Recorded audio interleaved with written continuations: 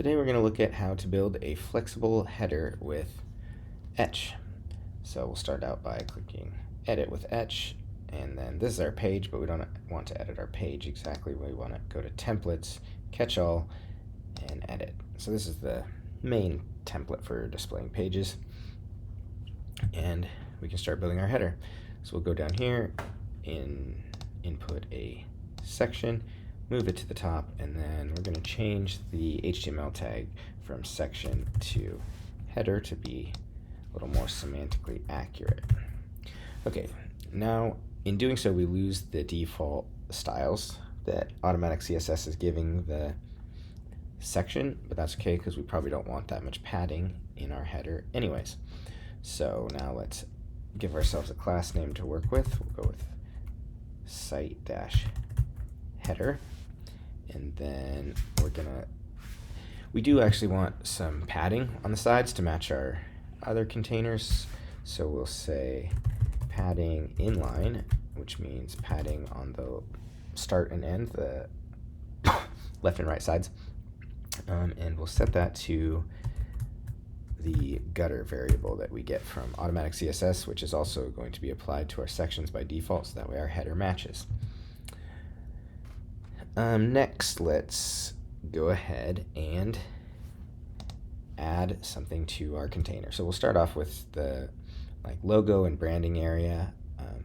I covered that in a different video, so we're not going to build that from scratch. We're just going to go here to sketchframework.com, choose brand identity, and we're going to choose the one with the logo and the text, and click here so we can copy the HTML, and we'll add that to our container, and then grab the CSS before we forget. Click on brand identity here so we can get our CSS class, and there we have it.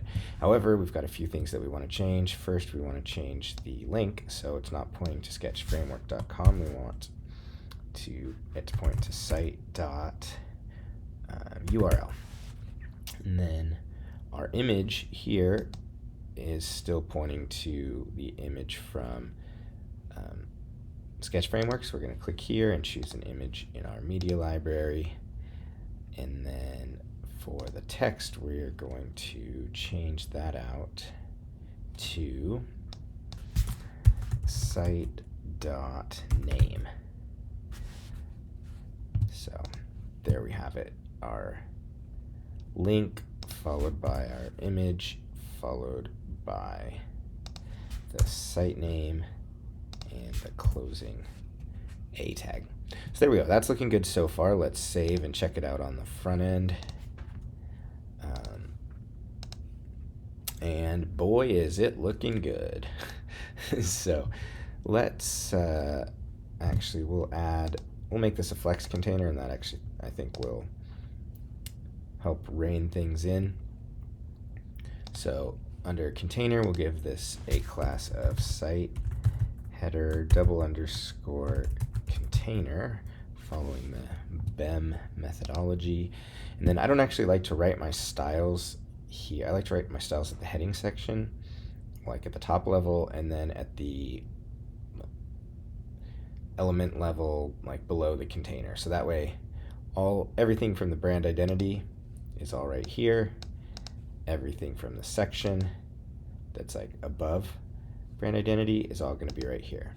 So we gave this a class name, so we're just going to copy that real quick and then nest it here, and then we're going to display flex direction row. So let's save and see. Well, that's got us closer, but now we're wrapping our site title. So let's also say text wrap is no wrap, because we don't actually, our site title is pretty short. We don't actually want it to ever wrap. And there we have it.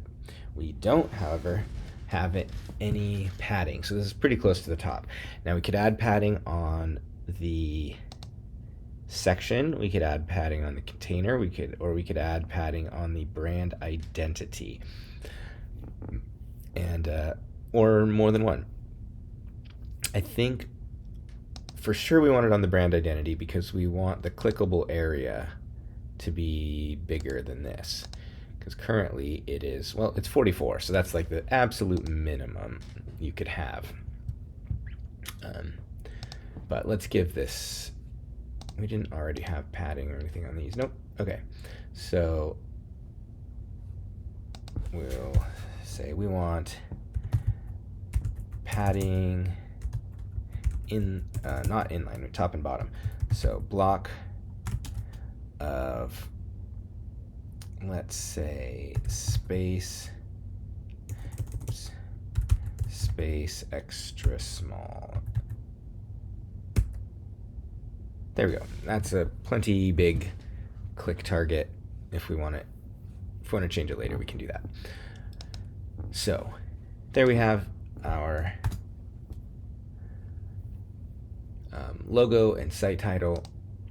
And next we want a menu. So the menu is still a work in progress with Etch, but they did post the code to a working nav menu, and we're just going to copy that for now. So under docs.etchwp.com, if you go to elements, dynamic elements, and look for basic nav, you can find all this code. So we will, after brand identity, but still inside the container, we're gonna paste that. And we're going to get this loop initialization failed, received loop data is undefined, because this particular menu, it pulls from an existing loop. So we're going to find in here that loop, and right here, and so it was intended to be used inside of a component where you could choose which nav element you wanted, but we're just going to tie it straight to our basic nav, so we don't actually need the props. There we have our menu. And if you go into loops here, you can see basic nav right here. This is our menu. So we'll go back to edit our template. We'll save and we'll check it out on the front end just to make sure everything's good, and everything is good if you don't pay any attention to the styling. So we'll scroll down and grab the styling next. We'll copy that. We will click on our Etch nav here and paste our styles in. Now there we go. We have a nice little menu system. However, we probably want to move it over to the right. So let's go back to our container, and we're not writing our styles in the container. We'll go back to our header, and then in the container here, we'll say justify content space between. And that will mean, that tells it, hey, if there's any extra space, these aren't taking up the whole row, add the extra space in between. Now, we probably want to center things, and there's multiple places we can do it. We'll start here because we do probably want to center everything. It looks like these are full height, so this might not immediately make a difference, but it's still good to do in case we put something of a different height in the future. So we will say align items center. Oh, it does apply automatically to this. Oh, because it was just taking up the full height because of the default settings. So now we have our menu, and we can save and see our menu. And it's all the way over to the side. However, hovering over these doesn't do anything because we haven't grabbed the JavaScript yet. So we're going to go back over to EtchWP, documentation, scroll down till we find the JavaScript, and we're going to copy that and come in here, make sure we select EtchNav so it's connected to the right thing, and paste in our JavaScript. And I think that should do it. Yep, so now we can hover over these. We can tab through them, tab to go in between them, arrows, or enter to open, and then arrows to go up and down. So we're looking good so far. However, we probably want a different view of this on mobile. So the CSS is already there to hide it on mobile and grab a hamburger, but we haven't actually put the hamburger in yet, the menu link. So we'll just keep scrolling down here, and eventually we're getting to the burger. So here's the button for it. Well, so there's a copy link. We can just use that. We'll probably want to add it right after EtchNav, I think. So we'll click on the container, find the end of the nav, and paste it in. Let's save and see if we see that on the front end. We see the effect of it, but we haven't actually given it any styles yet. So we'll copy these, make sure we select the burger so that the styles are applying in the right place, paste it in, and now we should be able to, if we make our screen smaller, there we see it.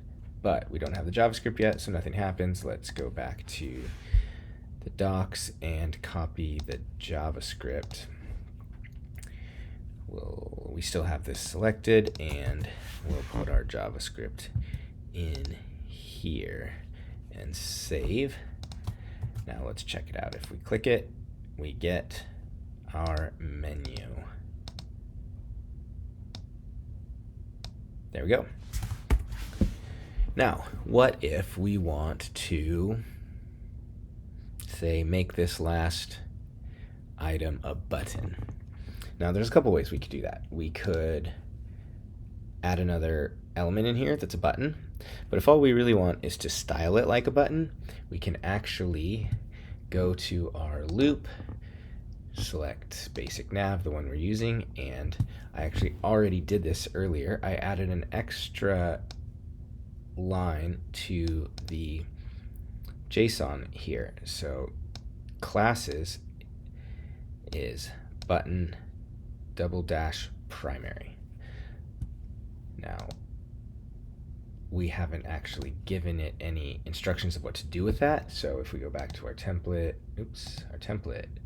edit, and find our loop, EtchNav, here's our loop, and then we want to say, we're probably not going to make it a button if it has a drop down.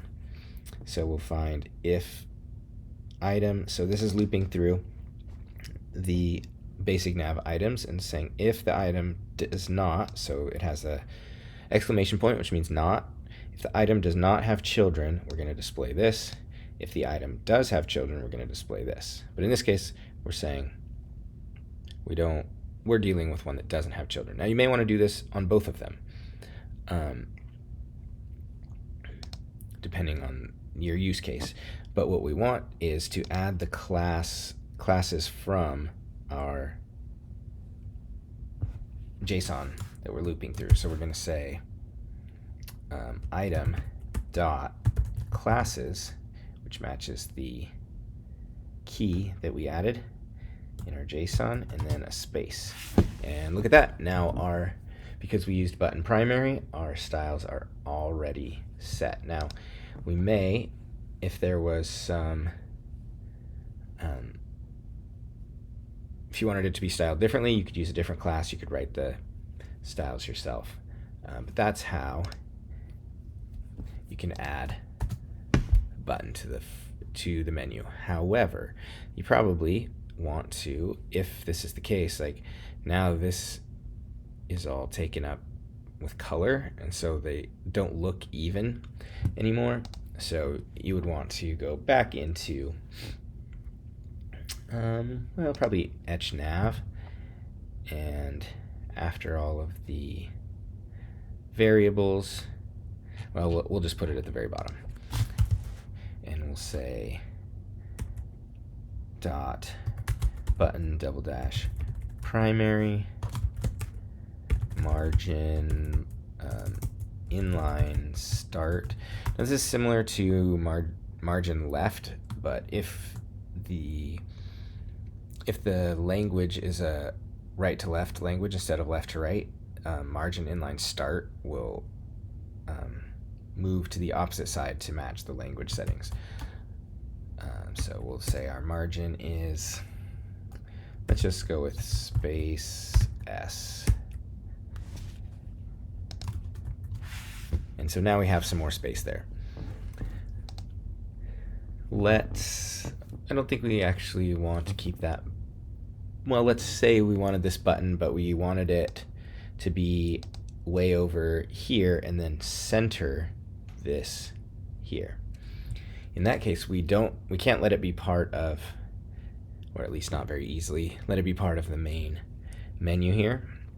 So we're going to go to our loop basic nav, and we're going to get rid of this button primary and this comma here. Save, go back to templates, edit. So now we're back to having a normal link. And now let's put a button over here on the right. Now remember, we have space between, so it's all the spaces between, and it's pushing this all the way to the right. If we add another element, so let's say after our burger button, we're going to add a new button, and we don't actually want it to be a button. We want it to look like a button, but let's say it would take us to a new page, so we don't actually want to use the button element since that's for interactions on the existing page. So we'll just make this a link, and it's not actually going to go anywhere right now, so we'll just put a hashtag #. We'll say contact us, and there you see we have our link over on the far side. Now space between is evenly spacing all of our elements, and let's say for this one we'll use a class of button outline, and we'll save, and there we have it. Now let's say we wanted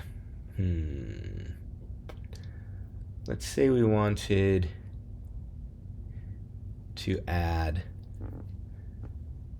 a search box here, and yeah, let's say we wanted to add a search box there.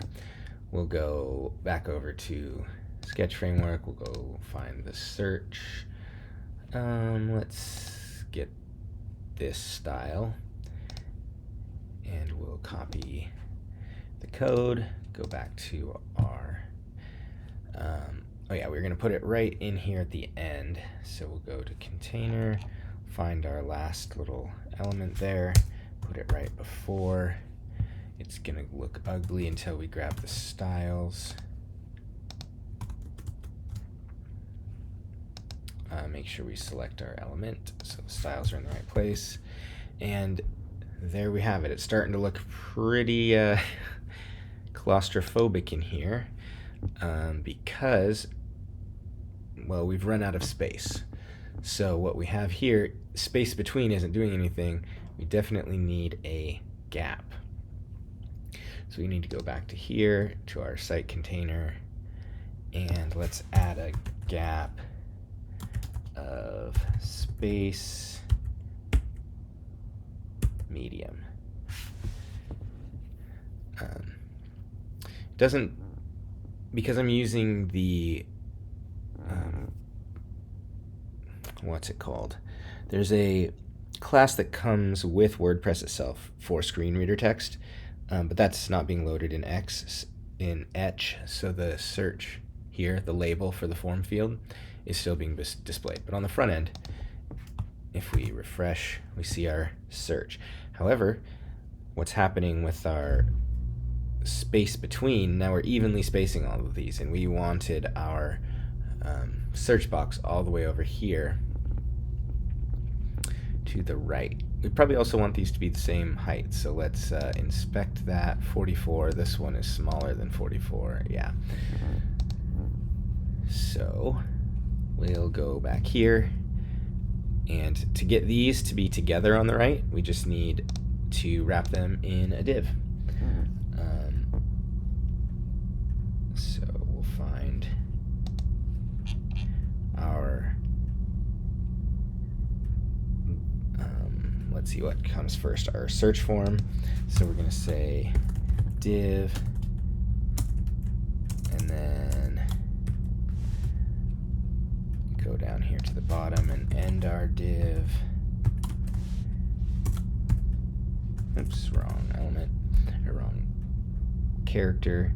And then let's select our div and give it a class of, what do we want to call that? We'll just say header _end.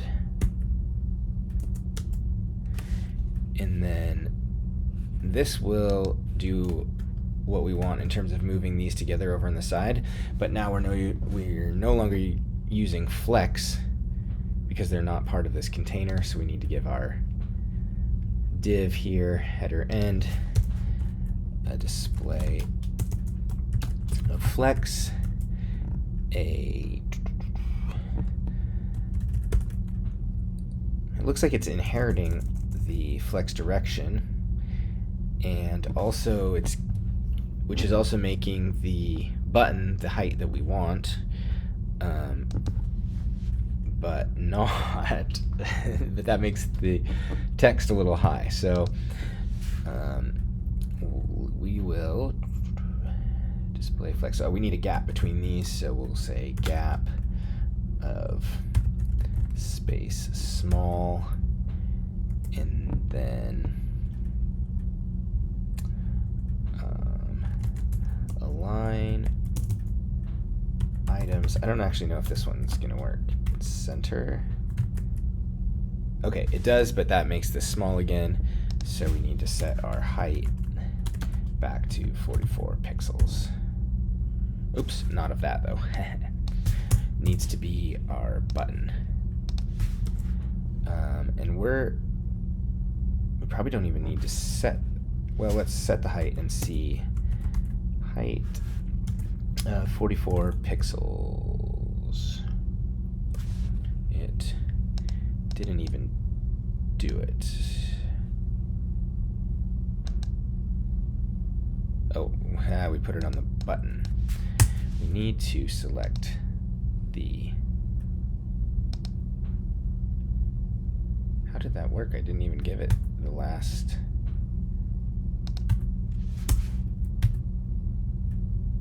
E there. Anyway, oh, I think just because it had the button prefix, the default is to give it an outline. So height of 44 pixels, but that leaves us with an uncentered text, so we can actually go line height. Oh, we have a padding there. We can't do that. So height.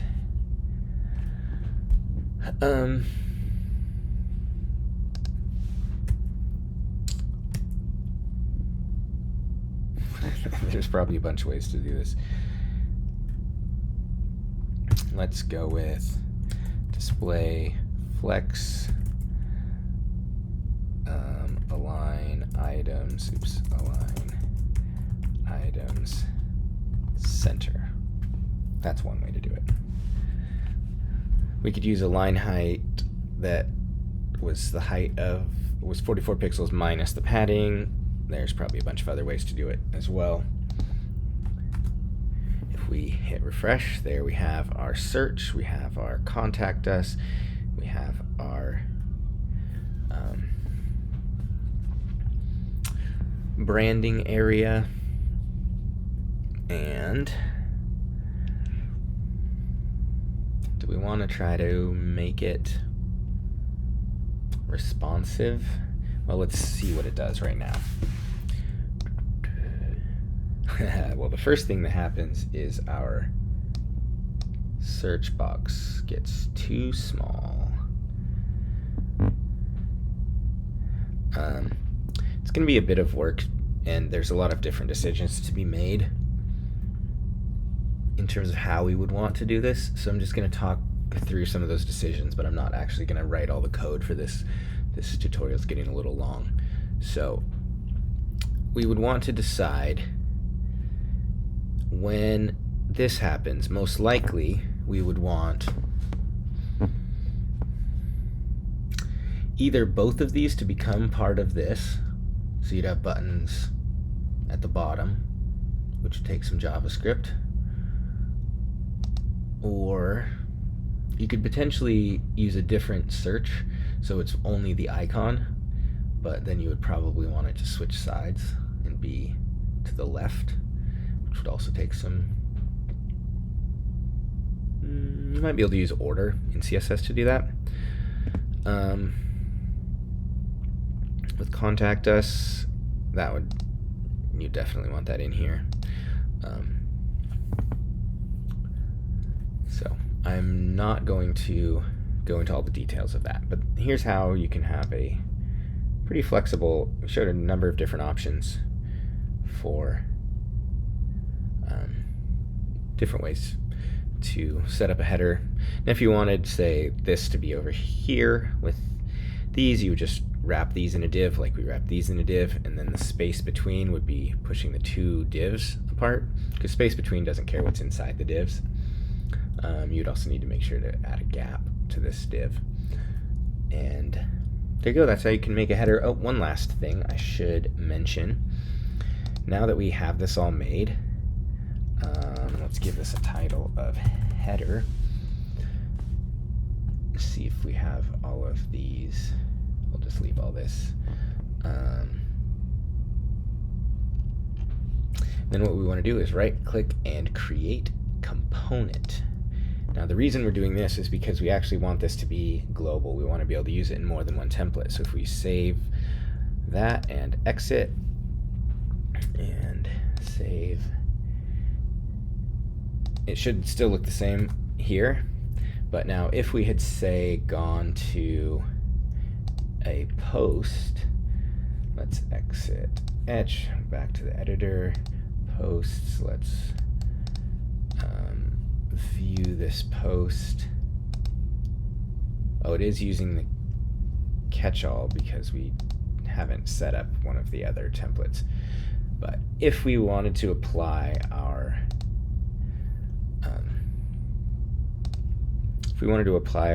header to a different template, oh, it's the post archive.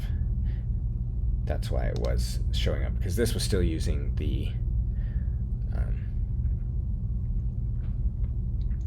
catch-all template. If we find which page, blog WP native. So if we go to pages and find that page and then view that, you get to see this experiment that I was working on that is not really intended for this setup. But anyway, here's our blog. You see we don't have the header at the top because we haven't added it to that template. So let's do that real quick. We'll hit edit this template, and then we can just say we want a the plus sign there. We want you could see I've tried this a few times. Header, test header, header. Hopefully this is the one we built. Let's put it here. This is not the one we built. This is one I built earlier, but we can add this one and put it it at the top. There's the one we just built. Save. And refresh, and here's our header. But that's why you want to make it a component, because now you can always go in, if you edit this component, it will change across the whole site. So let's say we want to get rid of this button here at the end. We can just delete it. We technically wouldn't need this div anymore, so we could just put that up there and get rid of this div. Save, exit, refresh. Now we have our navigation and header here, and if we click home, we also have it there. So there you go. Let me know if you have any questions.